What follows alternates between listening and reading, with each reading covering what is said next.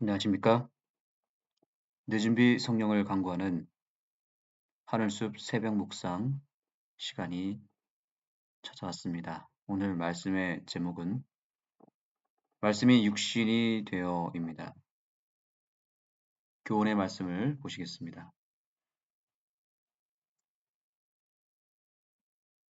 요한복음에서 말씀은 우리의 시간과 공간으로 들어오셔서 말씀하시고 행동하시며 우리와 밀접한 관계를 맺으시는 영원한 하나님을 하나님을 의미한다. 요한복음 1장에서는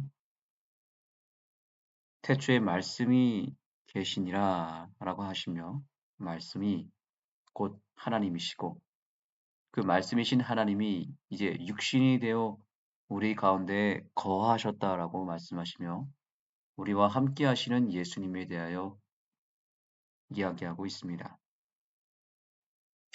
여기 분명히 이렇게 얘기합니다. 우리의 시간과 공간 속으로 들어오셔서 직접 말씀하시고 직접 행동하시며 우리와 밀접한 관계를 맺으신다는 사실을 우리에게 알려주고 있습니다.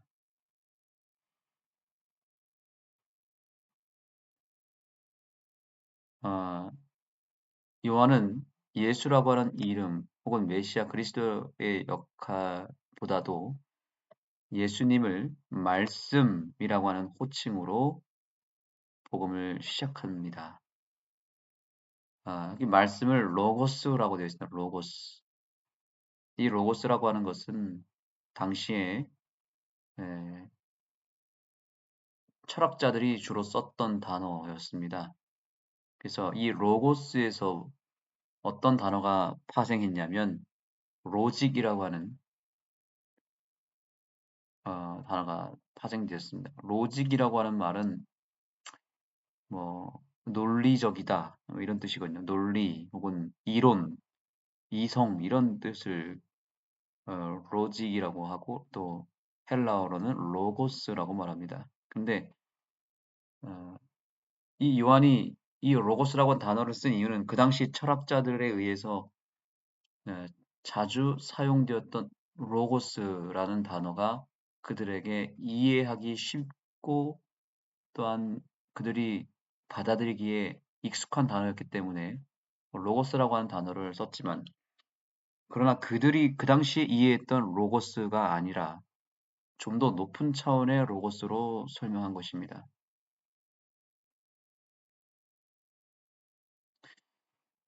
그 당시에 사람들이 이해했던 로고스는 매우 철학적이고 또 매우 이론적인 이야기였지만 요한복음은 로고스를 사뭇 다르게 정의합니다. 여기 이렇게 말합니다. 요한은 진리인 로고스는 하늘과 땅 사이에 어딘가에 떠다니는 초월적이고 추상적인 개념이 아니라 로고스는 인격이며 육신이 되어 우리 가운데 거하신 예수 그리스도이다.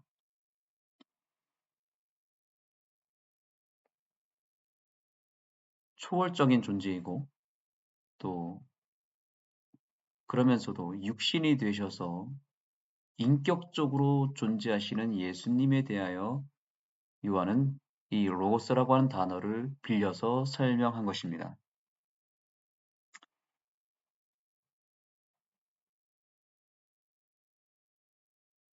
그래서 매우 중요한 이 표현을 드디어 쓰게 됩니다. 자, 이 부분에 여러분이 밑줄을 그으면 좋겠습니다. 요한에게 로고스는 하나님의 말씀이다. 더 중요한 것은 하나님이 소통하셨다는 것인데 하나님이 우리와 같은 사람이 되시는 그래서 누구도 상상하지 못한 놀라운 방식으로 자신을 인류에게 나타내셨다. 오늘 주제의 말씀은 바로 이 부분입니다.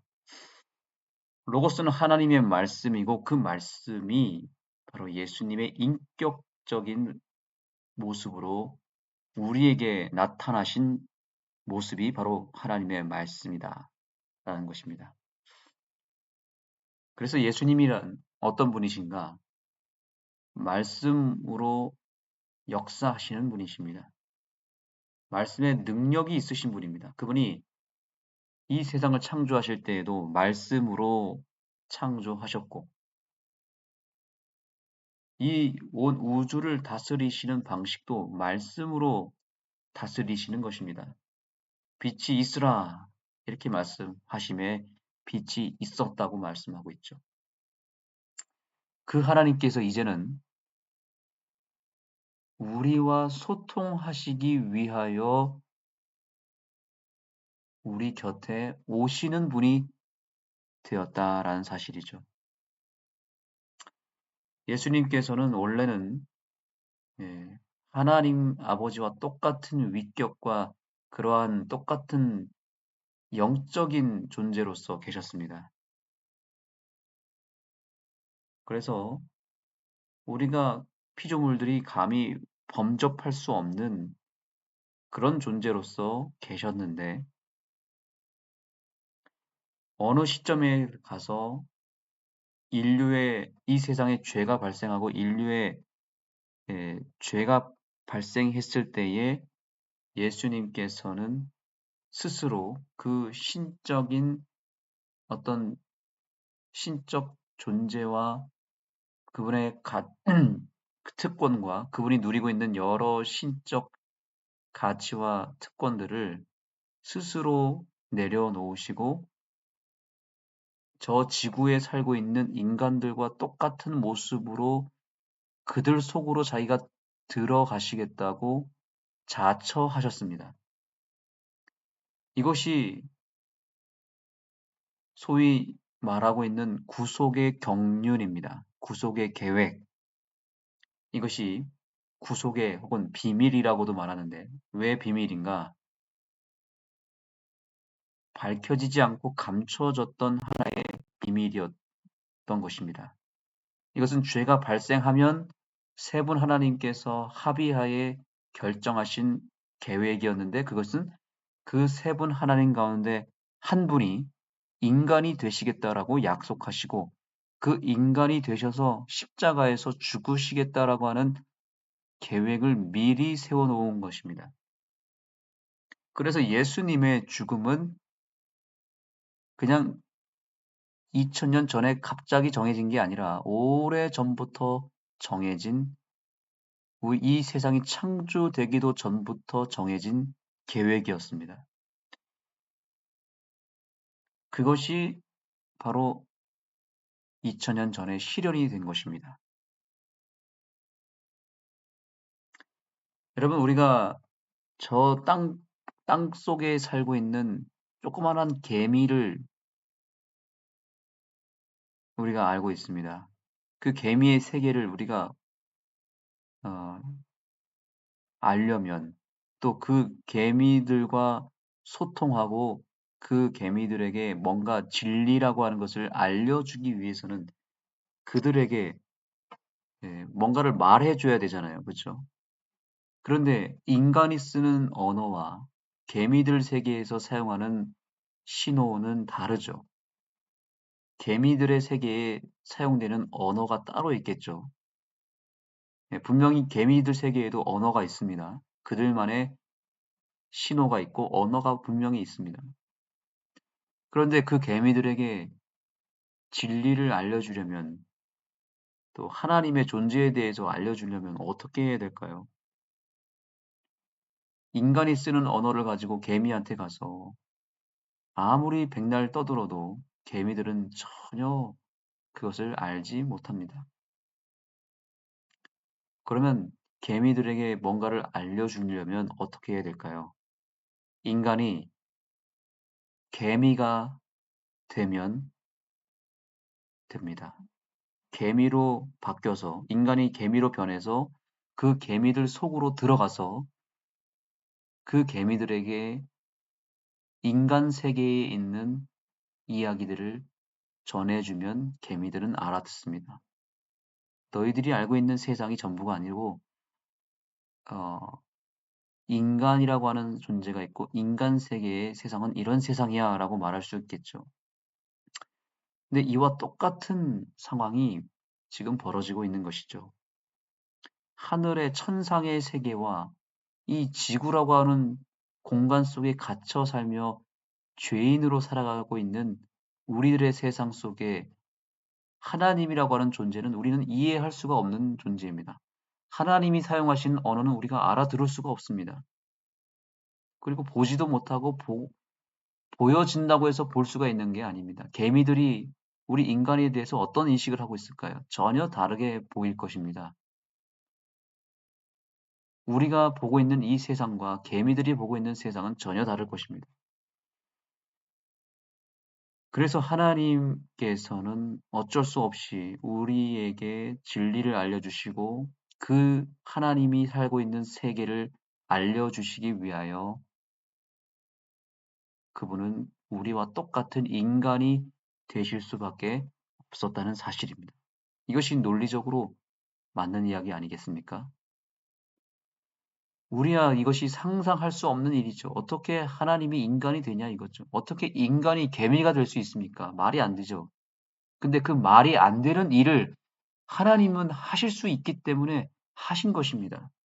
우리야 능력이 안 되니까 당연히 개미가 될 수도 없고 우리는 개미나 우리나 둘 다 똑같은 피조물이기 때문에 어떻게 방법이 없습니다. 그런데 하나님은 모든 것을 가능하게 하시는 분이시고 무에서 유를 창조하시는 분이기 때문에 그분은 인간이 되시는 게 어렵지가 않습니다. 가능한 일입니다. 다만 그분이 누리고 계시는 신적 특권과 능력을 다 반납하고 내려놔야 되는 그리고 진짜 인간이 되셔야 되는 엄청난 낮아짐이 어, 그분에게는 큰 고민이 되었을 것입니다. 여러분, 우리 인간이 개미가 된다고 상상해 보십시오. 그럴 수 있다면 혹시 그게 과학적으로는 불가능하지만 만약에 내가 개미가 된다면 혹시 선택할 분이 여기 과연 몇 명이나 있을까요? 아마 아무도 없을 것입니다. 그것은 거의 자살 행위나 다름없습니다. 하나님의 입장에서 인간이 된다는 것은 이건 정말 있을 수 없는 일이고 하늘에서는 천사들이 그것을 평생의 연구 대상이었다고 말하고 있죠. 천사들이 충격을 받았습니다. 그들이 늘 존경하고 따랐던 그들이 믿었던 하나님이라고 하는 존재가 저 지구 조그만한 지구에 살고 있는 죄인들을 살리겠다고 인간의 몸을 뒤집어 쓰고 인간 속으로 들어가신다고 하니 이게 천사들은 상상이 되지 않았던 것입니다. 그래서 여기 이런 이야기를 하고 있죠. 그 누구도 상상하지 못한 놀라운 방식으로 자신을 인류에게 나타내셨다고요. 그래서 오늘의 주제가 이거잖아요. 우리의 시간과 우리의 공간 속으로 들어오셔서 우리의 언어를 가지고 말씀하시고 우리와 똑같은 육신의 모양으로 행동하시며 우리와 밀접한 관계를 맺으셨다고요. 정말 이 사실이 얼마나 엄청난 사실이고 얼마나 큰 감동적인 의미인지를 우리가 이 아침에 깨닫게 되기를 간절히 소망합니다. 그래서 요한복음 1장 14절의 말씀을 우리가 보겠습니다. 이것은 너무나 중요한 말씀이기에 우리가 함께 다 같이 따라하며 읽었으면 좋겠습니다. 말씀이 육신이 되어 아멘. 그 다음에요. 말씀이 육신이 되어 따라해 보겠습니다. 우리 가운데 거하심에 아멘. 우리 가운데 거하셨다는 것이죠. 우리가 그의 영광을 보니 아버지의 영광이요 독생하신 자의 영광이요 은혜와 진리가 충만하더라. 우리가 오늘 주목해야 할 단어는 우리 가운데 거하심에입니다. 거하심에. 우리 가운데 거하심에. 이 네 글자가 오늘 우리의 마음에 깊이 깊이 새겨져야 될 단어입니다. 거하심에. 이 단어가 어떻게 쓰여졌는지 우리는 봐야 됩니다. 자, 여기 보시죠. 거하시다로 번역된 헬라어는 천막을 치다라는 뜻이다. 아멘. 천막을 치다. 다시 말하면 요새 말하는 캠핑이죠. 텐트를 치다. 텐트 치고 우리와 우리 곁에 계시는 예수님. 참 멋있지 않습니까? 이거는 하나님께서 이스라엘 가운데 거하실 수 있도록 그 백성에게 성소, 즉 천막을 만들라고 말씀하셨습니다. 출애굽기 25장 8절. 내가 그들 중에 여기도 뭐라고 됐습니까? 거할 성소입니다. 거할 성소. 이 거하다라는 단어가 여기 처음 쓰여집니다. 성소라는 단어와 함께요. 이게 바로 요한복음 1장 14절과 연결이 되는 것입니다. 이 두 성경절은 매우 중요하기 때문에 여러분들이 실제로 성경에다가 표시를 해두시면 좋겠습니다. 거할 성소가 바로 육신이 되어 육신의 성소를 통해서 우리 가운데 텐트 치시는 예수님으로 나타나신 것입니다. 아들 하나님이신 예수께서도 성육신 하셔서 사람이 당신과 만날 수 있도록 자신의 영광, 신적인 영광을 가리시고 인간의 육신을 입으셨다라는 것입니다. 그때부터 지금까지 예수님은 영이시지만 또한 우리가 볼 수 있고 만질 수 있고 우리가 소통할 수 있고 상대할 수 있는 육신의 모양을 여전히 하고 계십니다. 우리가 재림하실 때 만나게 될 예수님은 여전히 그 육신의 그 텐트 속에 계시는 예수님을 만나게 되는 것이죠. 정말 예수님께 우리는 감사해야 됩니다. 예수님이 영원토록 우리와 함께하고자 우리와 같은 육신의 모양을 취하셨다는 사실입니다. 그래서 예수님이 부활하고 나서도 하늘로 가셔서 그 십자가에서 죽으신 그 상처를 다 아버지 하나님과 온 천사들에게 보여주고 다시 내려왔을 때에도 여전히 예수님은 육신을 입으셨습니다. 이유는 한 가지입니다. 우리와 좀 더 가까이 거하기를 원하셨고, 우리와 함께 하시고, 우리와 대화를 나누시고 소통하시기 위하여 육신을 입으신 예수님을 인하여 우리가 정말 깊이 깊이 감사하고 우리 역시 이제 예수님과 함께 하기 위하여 우리도 한 발자국 더 나아가야 되겠습니다. 오늘 예수님은 우리를 찾고 계십니다. 우리와 정말 함께 하기를 원하시고 우리 곁에 계시기를 원하십니다. 우리 자신이 뭐라고 이 작고 작은 천하고 천한 나를 사랑하셔서 끔찍하게 사랑하셔서 우리 곁에 계시기를 원하시는 그 예수님의 그 노력과 그 낮아지심과 그 겸손하심을 우리는 오늘 깊이 찬양하며 그분 곁에 우리도 조금이라도 가까이 거하기 위하여 나아가야 되는 것입니다. 그분과 친밀한 관계를 맺기 위하여 함께 노력해야 되는 것입니다. 말씀으로 역사하시고 우리에게 오늘도 마음속으로 마음 안에 거하셔서 우리에게 말씀하시는 예수님, 내가 만지고 내가 그분을 바라보고 내가 그분의 음성을 듣는 일에 집중하는 일을 꼭 해야만 되는 것입니다. 그 예수님이 보내는 신호에 우리가 반응하지 않는다면 예, 예수님은 우리를 정말 함께하고자 해도 함께하지 못하는 우리로 인해서 예수님 마음이 얼마나 아프시겠습니까? 오늘 예수님과 어제보다 더 가까워지는 하루가 되고 어제보다 더 많은 이야기를 하고 어제보다 오늘 더 주님과 친밀해지는 이 하루가 되기를 간절히 소망하며 말씀을 마치겠습니다. 하나님 감사합니다. 말씀으로 이 땅에 오셔서 우리와 함께 하시고자 텐트까지 쳐가면서 우리를 따라다니시며 우리 곁에 거하시는 주님의 그 놀라운 은혜를 오늘 목도하게 해주셔서 감사합니다.